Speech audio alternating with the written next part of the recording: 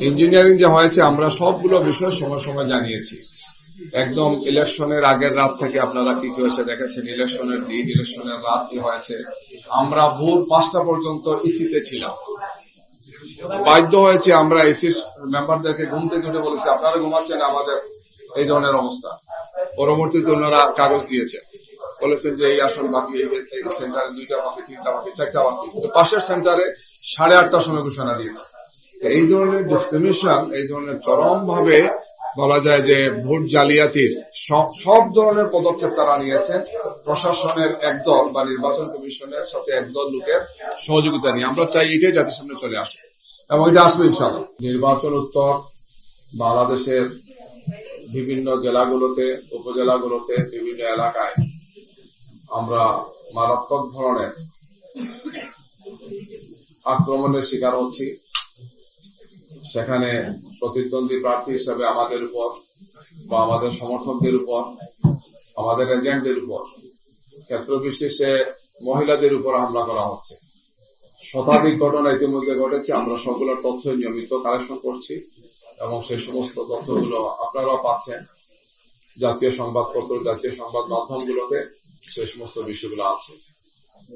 বিভিন্ন জায়গায় সহিংসতার ঘটনায় মৃত্যুবরণের ঘটনা ঘটেছে, মারাত্মক আহত হয়েছেন, পরে মৃত্যুবরণ করেছেন, এমন কিছু ঘটনা ঘটেছে। গতকালকে আমাদের 11 দলের শীর্ষ নেতৃবৃন্দের যে মিটিং ছিল, সেখান থেকে মিটিং করে আপনাদের সামনে আমাদের সম্মানিত আমিরে জামাত 11 দলীয় জোটের প্রধান নেতা তিনিও কথা বলেছেন, তিনি কিছু আহ্বান জানিয়েছেন, আপনারা জানেন। আমরা এই সমস্ত বিষয়গুলো নিয়ে স্থানীয়ভাবে প্রশাসনের সাথে আমরা আলাপ করেছি, অভিযোগ দায়ের করা হয়েছে এবং আমরা আশা করছি যে এগুলোর ত্বরিত পদক্ষেপ তারা গ্রহণ করবেন। নিউ পন্ড সুপার লাইট জেল নতুন সেরা হায়ামিনো ফর্মুলার সাথে যা দেয় 10x হাইড্রেশন। Miracles happen. একটি সুষ্ঠু সুন্দর নির্বাচন বাংলাদেশের মানুষ আশা করেছে এবং সেটি নির্বাচন সম্পন্ন হয়েছে। যদিও সেই নির্বাচনে অনেক ক্ষেত্রেই কারচুপি হয়েছে, জালিয়াতি হয়েছে এবং ভোট প্রদানের ক্ষেত্রে বাধা দেওয়া হয়েছে, এজেন্টদেরকে বের করে দেওয়া হয়েছে, বিভিন্ন ধরনের পরিস্থিতি সেখানে তৈরি করা হয়েছে, যেটা আমরা আগে বলেছি।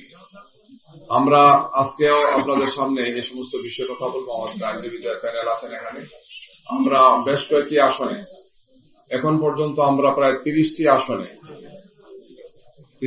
আসনে আমরা এই ধরনের চরম অব্যবস্থাপনা দেখেছি, যেখানে ভোট জালিয়াতি হয়েছে, কারচুপি হয়েছে, যে সমস্ত কাগজগুলো তারা দিয়েছেন সেখানে অপারেটিং হয়েছে, অসমাজা হয়েছে, বিভিন্ন ধরনের অসুবিধা হয়েছে। আমরা এই সমস্ত বিষয়গুলো নির্বাচনের দিনও জানিয়েছিলাম। তাৎক্ষণিকভাবে আমরা রিটার্নিং অফিসার এবং ঊর্ধ্বতন অফিসারদেরকে আমরা জানিয়েছিলাম, নির্বাচন কমিশনকে আমরা জানিয়েছিলাম। কিছু কিছু আসনে ভোট রেজাল্ট দিতে মারাত্মকভাবে দেরি হয়েছিল।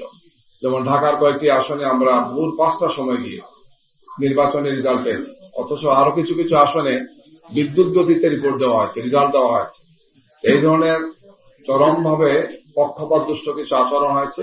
সেই আচরণগুলো আমরা আপনাদের সামনে আজকে তুলে ধরবো এবং যে সমস্ত আসনগুলোতে আমরা এই ধরনের নির্বাচনী অব্যবস্থাপনা দেখতে পেয়েছি, অনিয়ম দেখেছি আমরা এবং নির্বাচন সংশ্লিষ্ট যে আচরণবিধি সেটা মানা হয় নাই, এই সমস্ত আসনগুলো নিয়ে আমরা স্থানীয়ভাবে রিটার্নিং অফিসার অথবা ঊর্ধ্বতন অফিসার যারা আছেন তাদেরকে আমরা জানিয়েছি।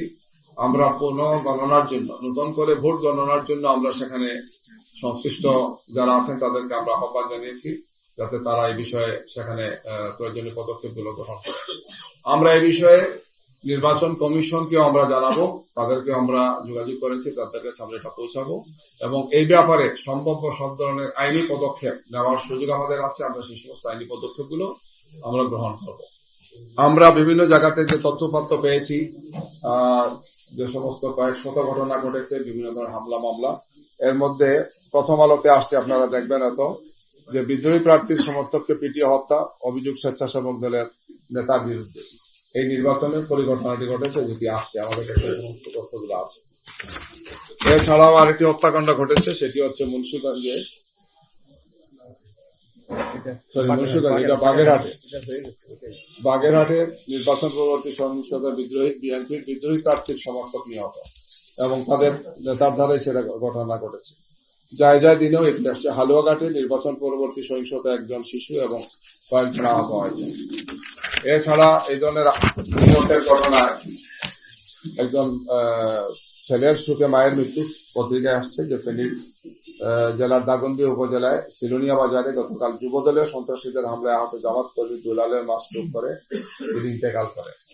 এই ধরনের ঘটনা সহ আরো অনেকগুলো আক্রমণের ঘটনা ঘটেছে, আহত করা হয়েছে, মারাত্মকভাবে কোপানো হয়েছে, বাড়িঘরে হামলা হয়েছে, সম্পত্তি জ্বালিয়ে দেওয়া হয়েছে, দোকানপাট লুটপাট করা হয়েছে। এগুলো একের পর এক ঘটনাগুলো ঘটে যাচ্ছে। আমরা আশা করেছিলাম যে ফেসিবাদের সময় যে ধরনের আচরণ হয়েছিল, নতুন এই বাংলাদেশ এই ধরনের কিছু ঘটবে না।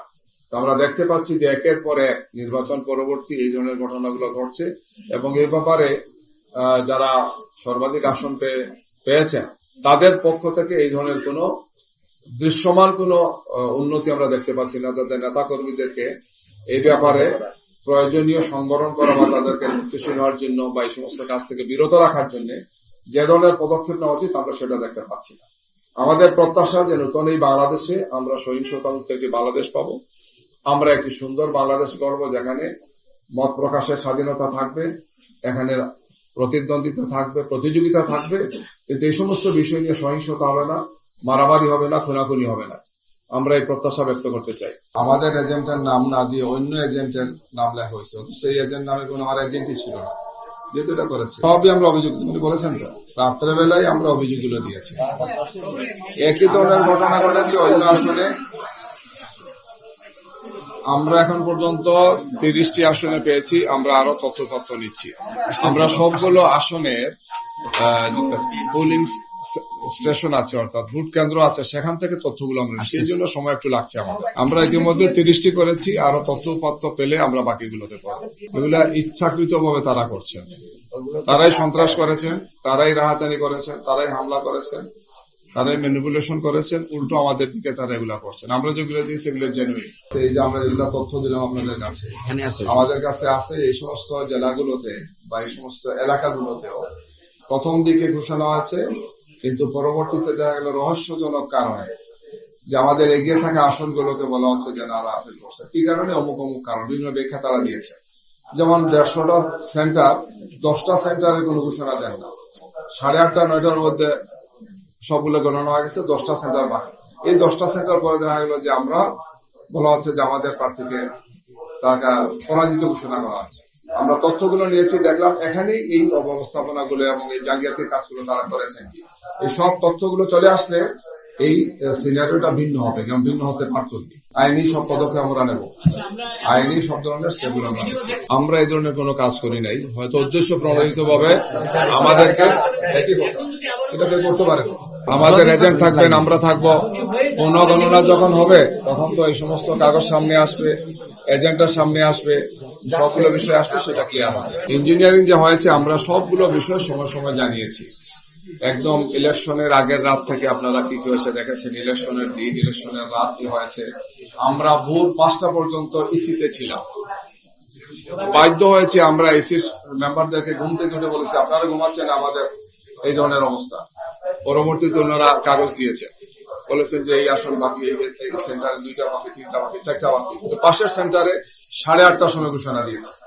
এই ধরনের ডিসক্রিমিনেশন, এই ধরনের চরম ভাবে বলা যায় যে ভোট জালিয়াতির সব ধরনের পদক্ষেপ তারা নিয়েছেন প্রশাসনের একদল বা নির্বাচন কমিশনের সাথে একদল লোকের সহযোগিতা নিয়ে। আমরা চাই এটাই জাতির সামনে চলে আসে এবং এটা আসবে ইনশাআল্লাহ।